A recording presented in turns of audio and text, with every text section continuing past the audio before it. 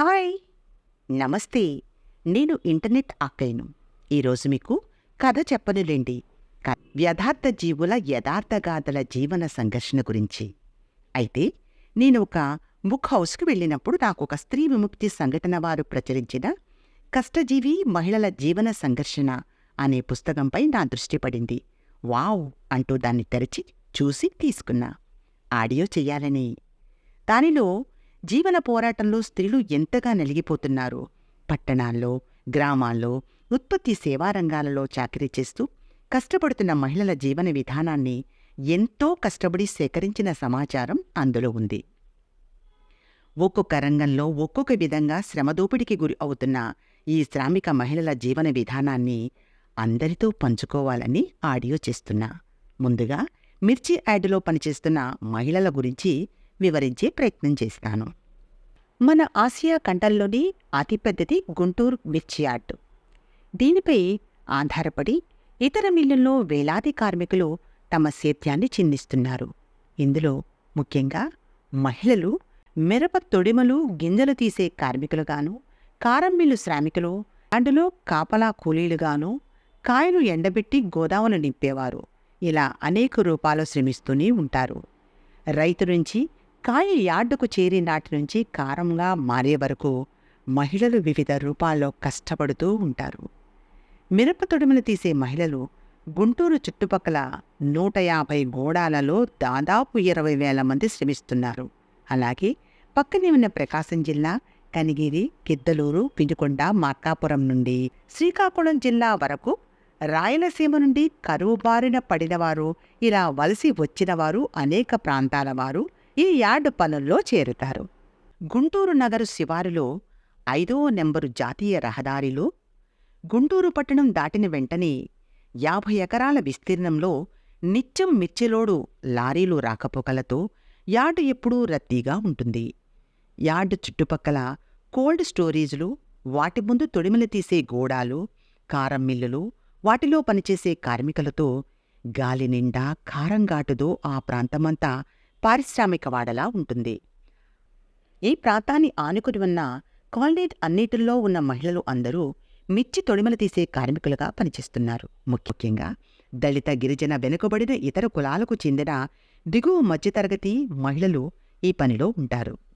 తెల్లవారుజామున 4 గంటలకు నిద్రలేచి ఇంటి పని, వంట పని, పిల్లల పని పూర్తి చేసుకుని 7 గంటలకల్లే క్యారేజ్ పట్టుకుని మంచినీళ్ల బాటిలుతో యార్డు వైపు ఉన్న రోడ్డులోకి పురుకులు పరుగులు తీస్తూ నడిచే మహిళలే వందల సంఖ్యలో కనిపిస్తారు. భాగ్యమ్మ తుడాలు ఒలిచే కార్మిక స్త్రీ, భర్త తాపీ పనిచేసే కార్మికుడు, 2 పిల్లలు, ఒక పాప, బాబు. భర్త తాగుడికి బానిసై తన సంపాదనే కాకుండా భార్య సంపాదన కూడా తాగుడికి ఖర్చు పెట్టడం వల్ల కూతుటి 10వ తరగతిలో మంచి మార్కులతో పాసైనప్పటికీ చదువు మానిపించి తనతో పాటు పనికి తీసుకువెళ్తుంది భాగ్యమ్మ. స్కూల్ టీచరు అమ్మాయి బాగా చదువుతుంది, చదువు మానిపించకండి అని చెప్పినప్పటికీ పుస్తకాలు కొనడానికి, ఫీజులు కట్టడానికి, ముఖ్యంగా నగరు శివారు కాలనీలో నివాసముంటున్న తమకు ఆటోల్లో, బస్సుల్లో కాలేజీకి పంపించగల స్థితి కూడా లేదని వాపోయింది. తమ బిడ్డలు తమలాగా కాకుండా పెద్ద చదువు చదివించాలనే కోరిక చంపుకొని కూలి పనికి పంపే ఇటువంటి తల్లులు ఎందరో. సామ్రాజ్యం తుడాలు తీసే పనిలో కార్మికురాలు చురుగ్గా ఉంటుంది. భర్త యార్డులో ముఠా పని చేస్తాడు. ఒక్కతే కూతురు. 9వ తరగతి వరకు చదివిన కూతుర్ను చదివి మాన్పించి పనిలోకి తీసుకుపోతుంది. 3 సంవత్సరాల క్రితం భర్త అనారోగ్యం పాలై రోజువారీ వడ్డీకి డబ్బు తీసుకుని నయం చేయించింది. జబ్బున పడ్డ భర్తకు ఆసుపత్రి ఖర్చులు, మందులు చూడడం, భర్త సంపాదన లేకపోవడం, తన ఒక్కదాని కూలి డబ్బులతో ఇల్లు గడపాల్సి రావడంతో రోజువారీ వడ్డీకి తీసుకున్న అప్పు తీర్చడానికి ఫైనాన్స్ సంస్థలో అప్పు చేసింది. మళ్ళీ వాటి నుంచి బయటపడడానికి బిడ్డను కూడా చదువు మానిపించి తనతో పాటే పనిలో పెట్టింది. భర్త, బిడ్డ, తాను ముగ్గురూ కష్టపడ్డ అప్పుల ఊబి నుండి బయటపడలేక గిలగిలలాడుతున్న కుటుంబం అది. వరలక్ష్మి 4 బిడ్డల తల్లి. యార్డుకు మైలు దూరంలో ఉన్న చిన్న రేకుల గది, ముందు తలుపులు కూడా లేని మరుగుదొడ్డి, తలుపు లేని వాకిట్లో అగ్గిపెట్టెలంత గదులలో బారుకు 7 పోర్షన్ల బ్రిక్స్ రాళ్ల ఇల్లది. ఏమాత్రం సౌకర్యం లేని ఆ ఇంట్లో నివాసం. ఆటో ఛార్జీలు మిగులుతాయనే కారణంతోనే వరలక్ష్మి కుటుంబం అక్కడ నివాసం ఉంటుంది. భర్త ఆటో కార్మికుడు. అద్దె బండి తీసుకుని ఆటో నడుపుతాడు. 4 పిల్లలతో పెద్ద బిడ్డ కూతురు. 4, 5 తరగతులు చదివే మగపిల్లనిద్దరినీ బడికి పంపిస్తూ తన పెళ్లికి తానే ₹4 సమకూర్చుకుంటుందనే ఉద్దేశంతో పెద్ద కూతుర్ని, రెండో కూతుర్ని తొడాల పనికి తీసుకెళ్తుంది. ప్రభుత్వాల మద్యం వ్యాపారం ఫలితంగా సాయంత్రానికి తప్పతాగి రోడ్లపై దుర్లాడే భర్తలతో సహజీవనం చేసే సహనమూర్తులు వీళ్ళు. కొద్దిపాటి తేడాలతో దాదాపు మహిళా కార్మికుల బ్రతుకులన్నీ ఇదే విధంగా ఉంటాయి. కోల్డ్ స్టోరేజ్లకు దగ్గరలోనే ఈ గుడాలు బండలు పరిచే ప్లాట్ఫామ్లాగా ఉంటాయి. పైన గోనె పట్టాలతో అతుకులేసిన పందిరితో ఎండకు వానకు ఏమాత్రం గొడుగు పట్టని గుడారాలు ఇవి. సుమారు 100 నుంచి 500 మహిళలు ఈ ప్లాట్ఫామ్ మీద మిరపకాయలు రాసులు పోసుకుని తొడాలు తీస్తారు. అన్నం క్యారేజీలు, నీళ్లు బాటలు పక్కన పెట్టుకుని మధ్యలో ఎటువంటి విశ్రాంతి లేకుండా ఒక్కొక్కరు 10-20 కిలోల మిరపకాయలు తీసుకుని తొడాలు ఒలుస్తారు. తల తిప్పితే ఎక్కడ గుప్పెడు కాయలు తీయడం ఆలస్యం అవుతుందోనని యంత్రాల్లా పనిచేస్తుంటారు. పిల్లలు కూడా వెంట తెచ్చుకుంటే ఇంకో 2-3 కిలోలు ఎక్కువ కాయలు తీయవచ్చని చిన్నపిల్లలు కూడా పనికి తెస్తారు. పసిబిడ్డల తల్లులు ఇళ్లలో చూసేవారు లేక వారు పనిచేసే దగ్గరే పందిరికి ఉయ్యాల వేసి పనిచేస్తూ ఉంటారు. కొందరి పిల్లలు మిర్చి కుప్పల్లోనే ఆటలాడి అలసి ఆ బస్తాలపైనే పడి నిద్రపోతూ ఉంటారు. మధ్యాహ్నం అక్కడ ఎవరి మిర్చి కుప్పల దగ్గర వారు గబగబా 4 మెతుకులు తిని మళ్లీ పనిలో పడతారు. ఇక మధ్యాహ్నం నుంచి సాయంత్రం అయ్యేసరికి యంత్రాలు కూడా అంతగా పనిచేయలేవేమోనంత వేగంగా గుప్పిట్లతో కాయలు తీసుకుంటూ చకచకా వలుస్తుంటారు. ఒక పక్క పిల్లల ఏడుపులు, ఇంటి దగ్గర ఎదురు చూస్తుండే ఇంటి పని, వంట పని వాళ్ళు చేస్తున్న పనిలో వేగాన్ని పెంచుతుంది. ఇలా 12 గంటల పాటు విపరీతమైన ఎండలో వేడిని, మిర్చి ఘాటుని భరిస్తూ పనిచేస్తే ఆరోగ్యంగా ఉన్న మహిళలు దాదాపు 15 నుండి 20 కిలోల మిరపకాయలను తుడిమలు తీయగలుగుతారు.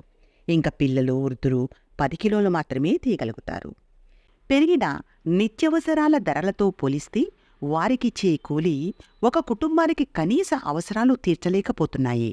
ఇంకా దూరం నుండి ఆటోలు, బస్సులకు వచ్చేవారు సగం కూలీ ఛార్జీలకే సరిపోతుంది.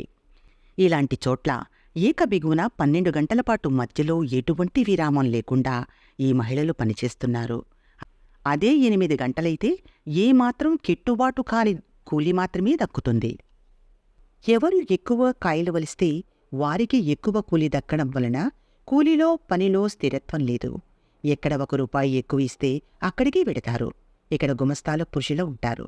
పనికి ఏమాత్రం ఆలస్యంగా వచ్చినా, నిదానంగా పనిచేసినా అసభ్యంగా పచ్చిపుతులు తిడతారు, అవమానిస్తారు. మిర్చిలో సుమారు 10 రకాల కాయలున్నాయి. మంచి సీజన్లో యాట్ల దగ్గర తుడాలు తీసే పని 5 నెలలు ముమ్మరంగా ఉంటుంది. ఈ టైంలో కొంచెం ఎక్కువ కూలి ఇస్తారు. అందువల్ల ఆ కాలంలో వ్యవసాయపు పనులు కూడా వదిలేసి ఇంట్లో ఉన్న పిల్లల్ని, చదువుకుంటున్న పిల్లల్ని, మగపిల్లల్ని కూడా వెంట తెచ్చుకుని ఈ పనులకు వస్తారు.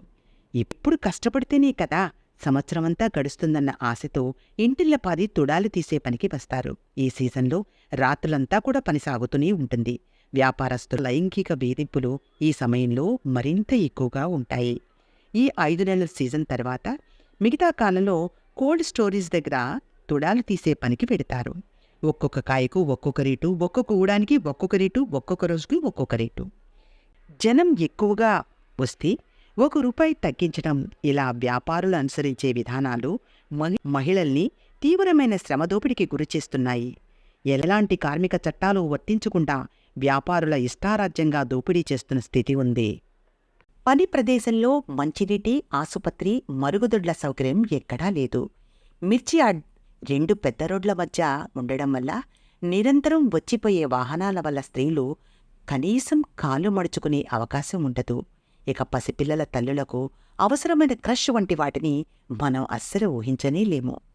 గుడాలన్నీ ఆరుబయట వేసే గుడారాలు కావటం వల్ల పరిసరాల నుండి వచ్చే పాములు, తేళ్లు వంటి వాటి కాటుకి గురవుతూ ఉంటారు. నిరంతరం కారంలో చేసే ఈ పని మహిళలను అనేక అనారోగ్య పాలు చేస్తుంది. సాయంత్రానికి ఒళ్లంతా మంటలు రావడం, ఎండవేడికి కారంలో 12 గంటల పాటు 1 బాటిల్ నీళ్లతో సరిపెట్టుకోవలసి రావడం వల్ల కిడ్నీలు దెబ్బతినేలా చేస్తుంది. ఎలాంటి కార్మిక చట్టాలు వర్తించిన స్థితిలో ఈ మహిళలు ప్రతిరోజు 12 గంటలు పనిచేయడం, ఆదివారం సెలవు దినాలు పనిచేయాల్సి రావడం, కనీస సౌకర్యాలు లేకపోవడం, ప్రధానంగా పని కూలీ గ్యారంటీ లేకపోవడం, కుటుంబంలోని ఆర్థిక సమస్యలు ఇవన్నీ కలిసి ఆ మహిళలను మానసికంగా తీవ్రమైన ఒత్తిడికి గురిచేస్తున్నాయి. అతి తక్కువ కూలీకైనా తమ శ్రమని కారుచౌకగా అమ్ముకునే స్థితికి నెడుతుంది. ఇందులో పనిచేసే మహిళలు కష్టకాలంలో సాయంగా నిలబడే స్నేహపూర్వక సంబంధాలు కలిగి ఉంటారు. ఇక పనిలోకి వస్తున్న వాళ్లలో పేదరికం, అవసరాలు తీరకపోవడాన్ని ఆసరాగా చేసుకుని యువతుల్ని మోసం చేయడం, లైంగిక దోపిడీ చేయడం సాగుతూనే ఉంటుంది. రోజుకి 16 గంటల నుంచి 18 గంటల పాటు ఇంట బయట శ్రమించే ఈ కష్టజీవి మహిళలు నిరంతరం శ్రమదోపిడికి గురి అవుతూ ఉంటారు. ప్రైవేటు, వడ్డీ వ్యాపారస్తుల కబంధ హస్తాలలో చిక్కుకున్న కుటుంబాలు, శ్రమదోపిడికి గురి అవుతున్నవారు అవసరమైన శక్తిని సమకూర్చుకుని చైతన్యవంతులు కావాలని ఆశిద్దాం. మహిళల స్థితిగతులను అందరికీ అర్థమయ్యే విధంగా ఎంతో కష్టించి క్షేత్రస్థాయిలో అధ్యయనం చేసి మనకు అందించిన టి. శ్రీదేవి గారికి హృదయపూర్వక అభినందనలతో ఇంటర్నెట్ అక్కయ్య.